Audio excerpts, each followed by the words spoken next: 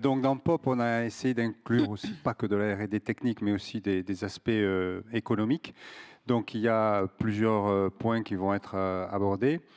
Il y a de partenaires qui est dans ce POP, je ne vous ai pas dit, il y a 18 partenaires en tout avec le RFCP. Donc il y a un des partenaires qui est l'Université de Bordeaux qui va mener une étude pluriperformantielle de la construction paille. Et notamment, il va y avoir une enquête sur les usagers.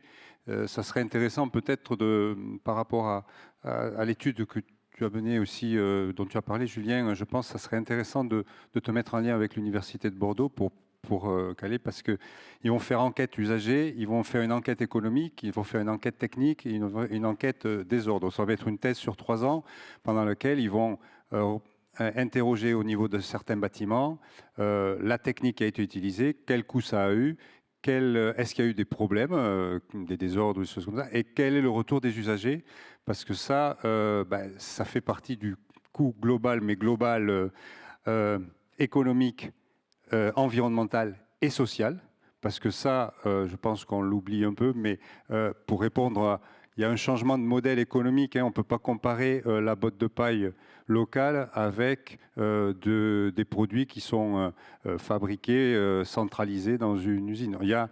C'est pas seulement, la botte de paille, c'est pas seulement une évolution environnementale, c'est une évolution sociale, environnementale, économique pour des territoires résilients. Ça, c'est hyper important de parler de ça. Aujourd'hui, les territoires, ils ne sont pas résilients. Il y a plein de produits du bâtiment qui, s'ils ne sont pas là, on ne peut pas construire des bâtiments parce qu'ils viennent de très loin, quelquefois de Chine. Et donc, il y a ce sujet-là de la résilience des territoires. Ensuite, on va travailler sur le prix des parois.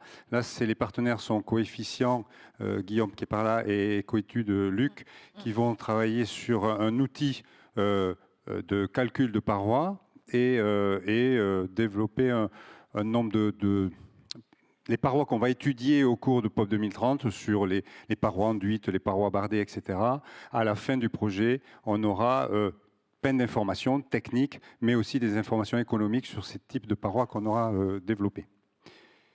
Et un travail aussi mené par Luc des Coétudes sur la séquestration carbone et comment on peut valoriser la séquestration carbone importante faite par la construction paille pour les acteurs du réseau notamment. Voilà. Et en fait, il y a le CSTB avec qui on va faire une évaluation de la pertinence économique de la construction paille, parce que le CSTB a un laboratoire enfin, qui travaille sur les aspects économiques. Ils le font sur tous les styles de systèmes constructifs, et donc ils vont le faire sur la paille aussi pour analyser tout ce dont on a parlé jusque-là. Ça va être mis dans leur modèle pour voir, pour dégager une pertinence de cette construction. Voilà. Et tous ces travaux, on n'en a pas parlé ce matin, mais tous ces travaux de POP 2030 seront publiés, seront accessibles sur le site internet du RFCP, j'imagine? Alors, c'est au fur et à mesure. Donc, on a vraiment commencé fin de l'année dernière. Hein. Donc, ça va durer 4 ans. Et effectivement, régulièrement, quand il y aura eu des livrables vraiment terminés, eh bien, on le mettra à disposition parce que c'est un financement public important. Et tous les documents on crée du bien commun en fait. Tout ce qui va être produit pendant ce projet-là sera disponible pour tout le monde, pour tous les acteurs de la filière, du bâtiment en général d'ailleurs. Voilà. Ouais, merci et bravo, parce que bravo d'être engagé dans POP 2030 et ça va vraiment faire avancer la filière encore plus loin. Donc, On l'espère. merci beaucoup.